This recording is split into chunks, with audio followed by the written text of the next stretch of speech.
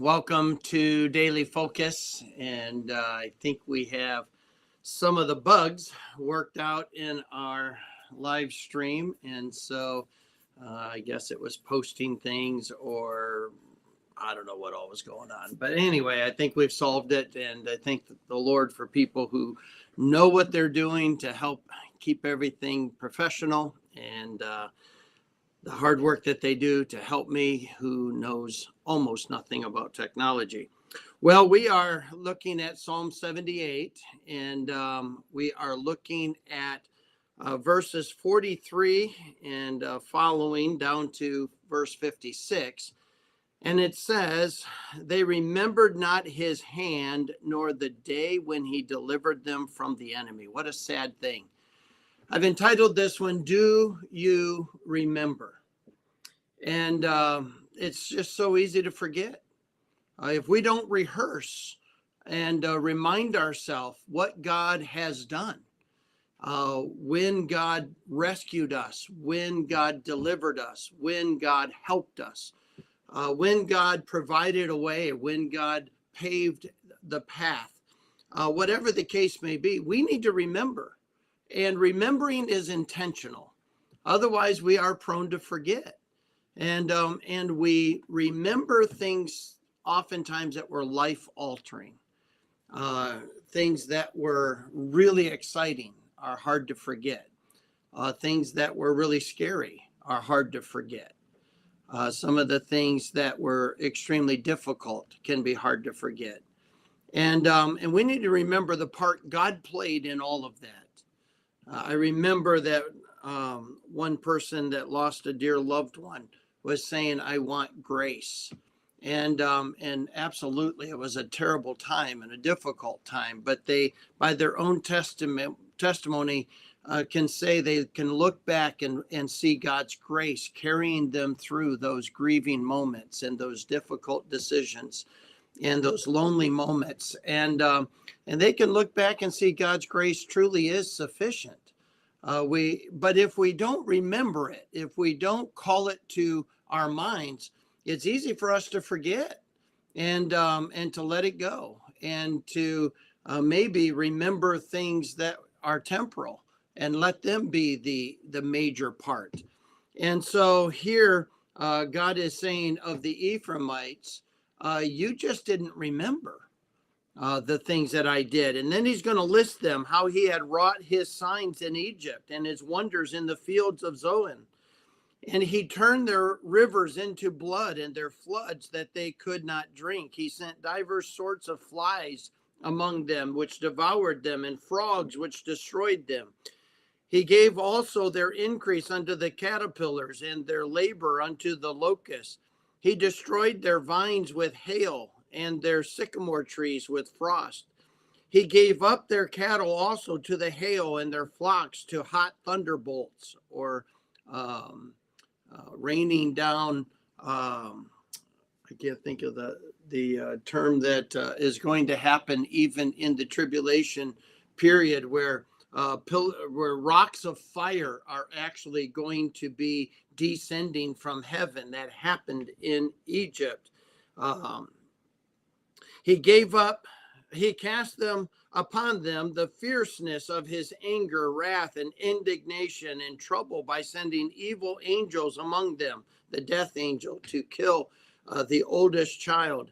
He made a way to his anger. He spared not their soul from death, but gave their life over to the pestilence, and smote all the firstborn of Egypt, the chief of their strength, and the tabernacle of Ham. But made his own people to go forth like sheep, and guided them in the wilderness like a flock. And he led them on safety, so that they feared not, but the sea overwhelmed their enemies. And he brought them to the border of his sanctuary, even to the mountain which his right hand had purchased. He cast out the heathen also before them, and divided them an inheritance by line, and made the tribes of Israel to dwell in their tents. Yet they tempted and provoked the Most High God, and kept not his testimonies. What a sad connotation, that if we don't remember what is true about God, if we don't remember God's faithfulness, if we don't acknowledge God's provision and providence, we are prone to forget, and we begin to get off track. Our focus becomes temporary on things that are temporal. Our path that we tend to focus on and try to accomplish is something for the here and now, or something that caters to a selfish agenda or a selfish motive. And we become very self-centered. That's what happened to the Ephraimites. Is if they would have just spent some time remembering the mighty works of God, rehearsing the mighty works of God with their children and grandchildren, if they would have said, listen, remember that in Egypt, God came to our rescue. He dealt with these Egyptians. He brought miraculous things that reminded us of his power and his control and sovereignty. And they suffered because they had us in bondage, and God said, let my people go, and they wouldn't do it. And God showed himself strong to where he let us out like sheep. And then when our back was against the wall of the Red Sea, he opened it up and we went across on dry ground, and he killed all the enemies with that sea. And then he led us through the wilderness, and he brought us to the promised land, and he divided the land, and he gave us all our place to call home and to develop and to occupy. And to drive the enemies out. And we watched him allow us to do that. And we needed to rehearse these things over and over and over again. And yet they didn't. Instead, they would blame God for not doing what they wanted, for not showing up when they asked him to, for not dealing with that problem over there the way they wanted him to. And they treated God like a genie that was supposed to just do what he was told. And they tempted God and provoked the Most High and kept not his testimony. They were there to show people God, not them. They were there to be a testimony of God's person, not draw attention to themselves. And that's the same thing that's true for us as Christians. Our job is to draw attention to our great Savior, our powerful God. We're not here to draw attention to ourselves. We need to learn to get over ourselves and how life is affecting us. And remember, we're here to affect the way people think about God. And so remember God.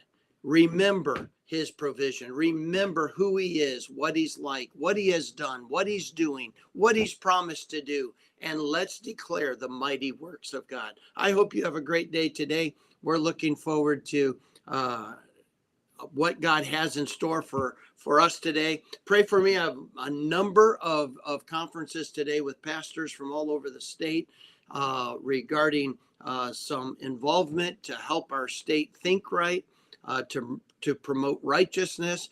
Righteousness exalts a nation. And I think the church ought to lead the way in that. And so you be praying as we go through this day that God would be magnified in all of our lives. God bless you. I'll see you again tomorrow.